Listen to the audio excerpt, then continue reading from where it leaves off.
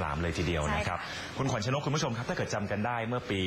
2505 ครั้งนั้นที่แหลมตะลุมพุกถูกพายุแฮร์เรียตพัดเข้าถล่มนะฮะในบ้านเราเนี่ยแล้วถือว่าเป็นความรุนแรงที่เป็นประวัติศาสตร์ที่ยังซึ่งความสูญเสียจำนวนมากชาวประมงชาวบ้านในภาคใต้รอบนี้เขากังวลว่าไอ้เจ้าพายุลูกนี้ปลาบึกความรุนแรงน่าจะใกล้เคียงกับเมื่อครั้งนั้นเลยนะคือเป็นรอบ50 ปีเลยนะคะที่ชาวบ้านกลัวกันว่ามันจะเกิดความเสียหายเหมือนกับครั้งนั้นหรือเปล่าถูกต้องเพราะฉะนั้นตอนนี้พี่น้องภาคใต้เตรียมรับมือกับสถานการณ์ให้ดีนะครับอย่าประมาทเลยนะครับหลังจากที่กรมอุตุนิยมวิทยาออกประกาศเตือนเรื่องพายุโซนร้อนปลาบึกกำลังจะเคลื่อนตัวเข้าอ่าวไทยวันพรุ่งนี้เลยทำให้ทางคุณวิชวุฒิจินโตผู้ว่าราชการจังหวัดสุราษฎร์ธานีมีหนังสือด่วนไปยังทั้ง19อำเภอเตรียมพร้อมรับสถานการณ์นะครับสั่งการด่วนให้ป้องกันและบรรเทาสาธารณภัยจังหวัดตั้งศูนย์บัญชาการส่วนหน้าแล้วก็ประสานไปยังหน่วยงานทหารในพื้นที่ขอสนับสนุนเครื่องมือยุทโธปกรณ์และกำลังพลเพื่อช่วยเหลือพี่น้องประชาชนนอกจากนั้นก็ให้แขวงการทางเตรียมเครื่องมืออุปกรณ์เครื่องจักรกลป้ายเตือนเส้นทางน้ำท่วมส่วนสำนักงานเจ้าท่าภูมิภาคทุกสาขาให้ควบคุมการเดินเรือประมงเรือโดยสารอย่างใกล้ชิดด้วยส่วนที่จังหวัดชุมพรครับชาวประมงที่นั่นก็นำเรือประมงเข้าจอดตามปากแม่น้ำและตามลำคลองเพราะเกรงเรื่องผลกระทบจากพายุโซนร้อนปลาบึกที่จะพัดเข้าสู่อ่าวไทยส่วนเรือประมงที่ออกไปทำประมงก่อนหน้านี้เมื่อได้รับประกาศเตือนเนี่ยนะครับก็รีบนำเรือเข้าหลบตามเกาะแก่งต่างๆที่อยู่กลางทะเลเช่นเดียวกับเรือประมงพาณิชย์แล้วก็เรือที่มีขนาดใหญ่ก็จอดลอยลำทำประมงน้ำลึกกลางทะเลก็นำเรือเข้าแอบตามเกาะต่างๆแล้วเพื่อความปลอดภัยไว้ก่อนนะครับแน่นอนว่าสถานการณ์ในขณะนี้ทำให้พี่น้องชาวประมงพื้นบ้านในตำบลเกาะแต้วอำเภอเมืองจังหวัดสงขลาก็เร่งนำเรือประมงของตนขึ้นมาไว้บนชายหาดเหมือนกันหลังจากที่กรมอุตุนิยมวิทยาประกาศเตือนเรื่องพายุโซนร้อนปลาบึกและคลื่นลมในทะเลตอนนี้เริ่มมีกำลังแรงขึ้นเรื่อยๆนะครับพี่น้องชาวประมงในพื้นที่ตอนนี้หยุดทำการประมงไปแล้วจนกว่าพายุลูกนี้จะผ่านพ้นไปเพราะพวกเขาบอกว่าไม่ต้องการที่จะออกไปเสี่ยงจากคลื่นลมและพายุที่มีกำลังแรงอยู่ในขณะเดียวกันทางจังหวัดเองมีการประกาศเตือนแล้วก็ให้หน่วยงานที่เกี่ยวข้องเตรียมพร้อมรับมือด้วยโดยมีการซักซ้อมแผนปฏิบัติมาแล้วก่อนหน้านี้นะครับคาดว่าจังหวัดสงขลาเนี่ยครับคุณผู้ชมจะได้รับผลกระทบในช่วงวันที่ 3-6 มกราคมนี้และขอให้พี่น้องประชาชนในพื้นที่เฝ้าติดตามสถานการณ์อย่างใกล้ชิดเลยนะครับส่วนสถานการณ์ที่จังหวัดนครศรีธรรมราชครับชาวบ้านอ่าวท่าสาราอำเภอท่าสาราก็ช่วยกันนำเรือประมงพื้นบ้านขึ้นจากทะเลเพราะพวกเขากลัวกันว่าอาจได้รับความเสียหายจากพายุได้ประสบการณ์ของพี่น้องชาวประมงในพื้นที่เขาบอกว่าทราบกันเป็นอย่างดีนะฮะว่าเมื่อมีลมตะวันตกพัดเข้าฝั่งแสดงว่าพายุลูกใหญ่กำลังจะตามมาเหมือนเมื่อปี 2505 หรือว่า 56 ปีก่อนครั้งนั้นพายุแฮร์เรียตพัดเข้าถล่มแหลมตะลุมพุกครั้งนี้ชาวประมงที่นั่นเชื่อว่า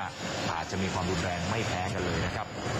ส่วนที่ฐานปฏิบัติการขนส่งบุคลากรแท่นขุดเจาะปิโตรเลียมกลางอ่าวไทยที่ตั้งอยู่ในท่าอากาศยานนครศรีธรรมราชล่าสุดมีการอพยพเจ้าหน้าที่ขึ้นฝั่งเป็นที่เรียบร้อยแล้วเป็นไปตามมาตรการด้านความปลอดภัยบุคลากรทั้งหมดตอนนี้ถูกกระจายไปพักอยู่ตามสถานที่พักต่างๆในจังหวัดนครศรีธรรมราชและจังหวัดใกล้เคียงแล้วนะครับ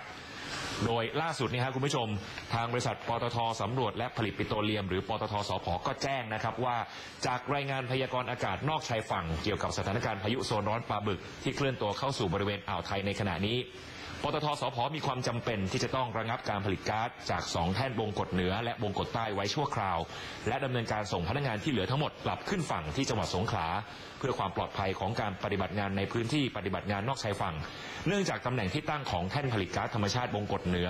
และวงกฏใต้นั้นอยู่ในเส้นทางการเคลื่อนตัวของพายุโซนร้อนลูกนี้เลยนะครับซึ่งอาจส่งผลกระทบต่อความปลอดภัยของพนักงานและกระบวนการผลิตบนแท่นทั้ง2โดยตรง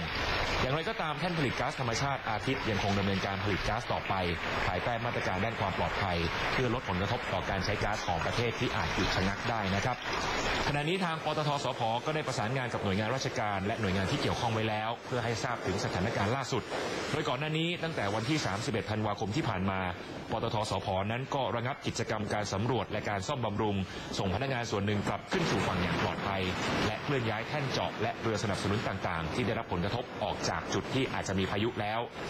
โดยปตท.สผ.นั้นเตรียมพร้อมแผนฉุกเฉินตามมาตรฐานสากลทั้งเชิงรุกและเชิงรับอย่างสม่ำเสมอเพื่อให้มั่นใจได้ว่ามีความพร้อมจะรับมือกับสถานการณ์ฉุกเฉินต่างๆได้อย่างรวดเร็วและมีประสิทธิภาพด้วยนะครับ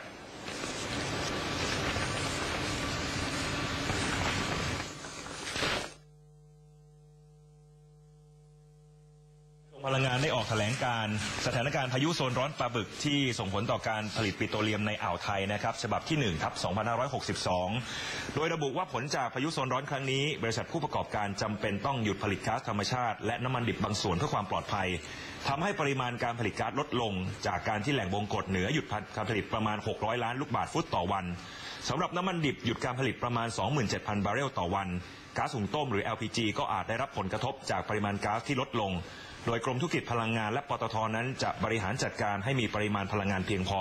ในภาพรวมกระทรวงพลังงานก็สามารถบริหารจัดการได้โดยไม่ส่งผลกระทบต่อพี่น้องประชาชนนะครับ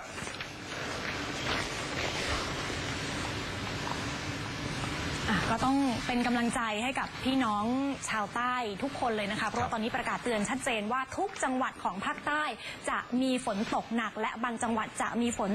ตกหนักมากรวมถึงจะมีพายุเกิดขึ้นในพื้นที่แล้ว